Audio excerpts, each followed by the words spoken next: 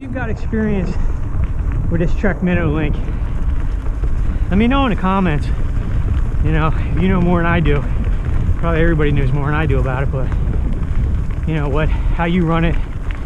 I've had people tell me before, always leave it in low.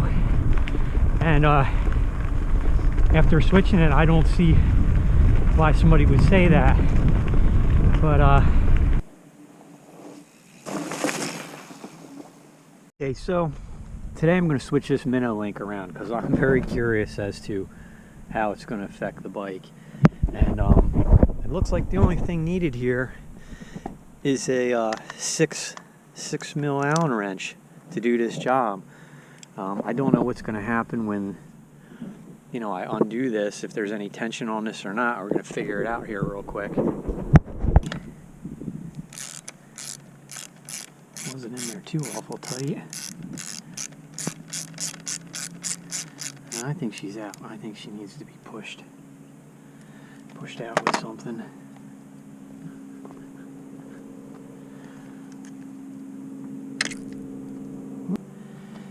Okay, there we go. Not too bad, not too bad. So we're just going to flip this around here.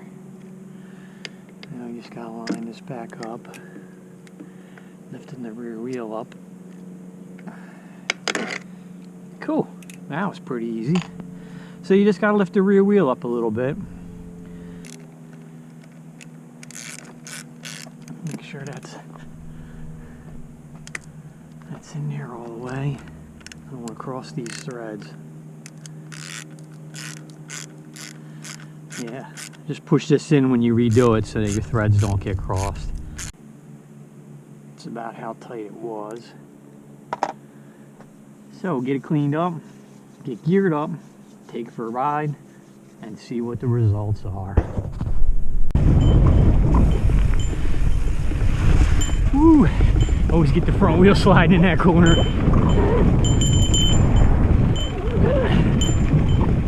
Price you pay with running a faster rolling tire. Sometimes you get both wheels sliding.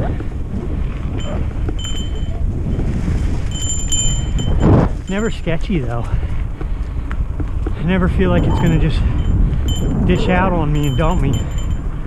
So it's predictable. So initially, do I notice any difference? Not really. I guess the steering's gonna be a little slower, and that will translate to more stability at higher speeds. But I don't really notice anything yet. I'm gonna head to there's one downhill that I can usually get 20-22 miles an hour on, and I'm gonna hit that. It's got some roots in it. See if I notice it there. But as far as initial, I can't really say that I notice anything. If I don't notice, well, if I do notice it's better on faster sections, I might just leave it because it doesn't seem to be affecting the slow speed stuff. Or maybe I'm just used to riding, you know, comfort bike. But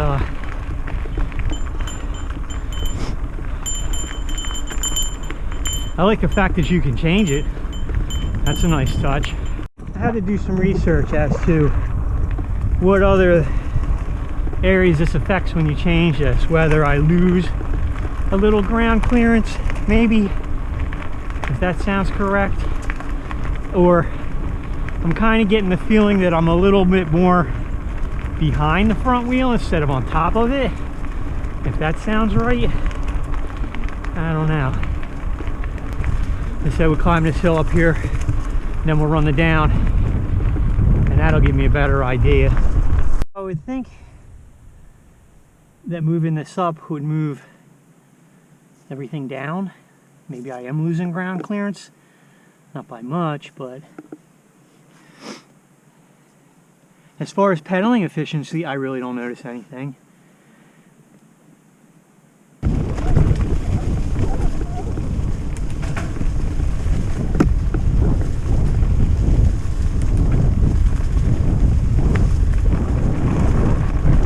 $17.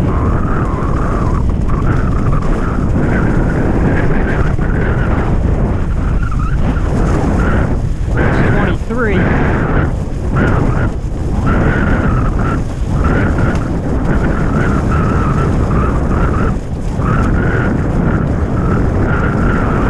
Gets a little tight up here.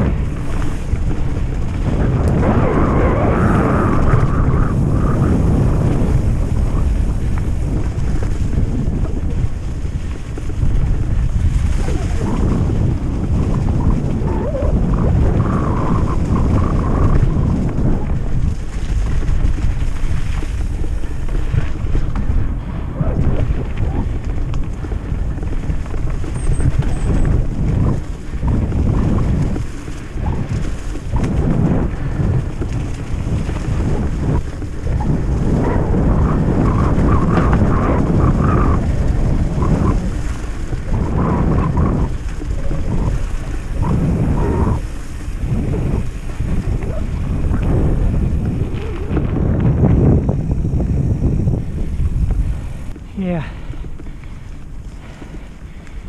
not really. Maybe a little more stable at speed. I don't know.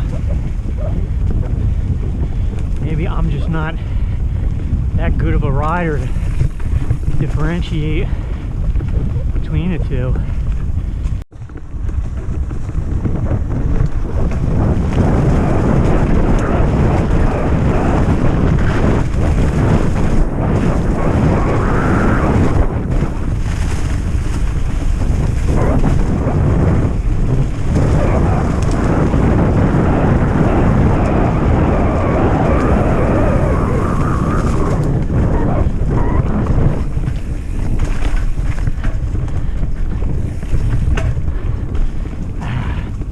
I would assume that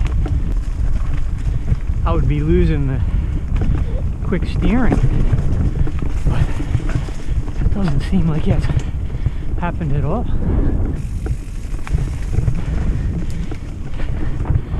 Can't say I noticed it. Usually my rule of thumb is if I'm cold at the start of a ride, I know I dressed right. Because after about 10 minutes, I'm going to be just the right temperature. So I never run back to my truck to add clothes when I start off and I'm cold, because you build that warmth up, you get right to a sweet spot.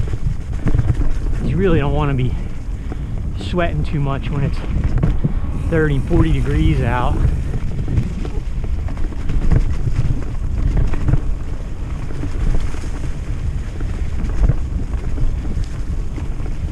And 5.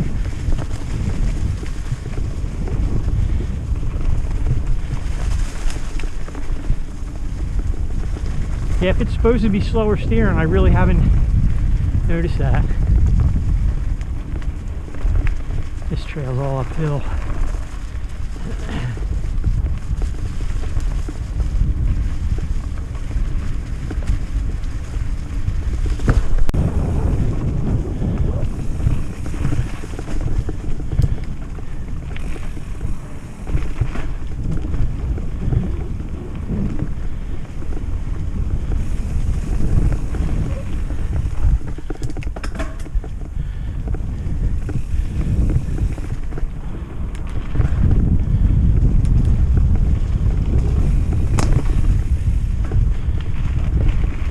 Oh, yuck.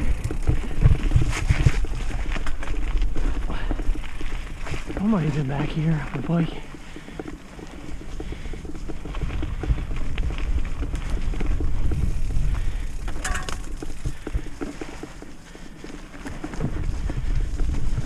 Gotta be in a really low gear.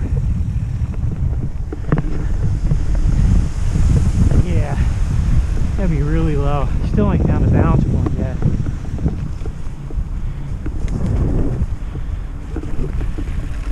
bell.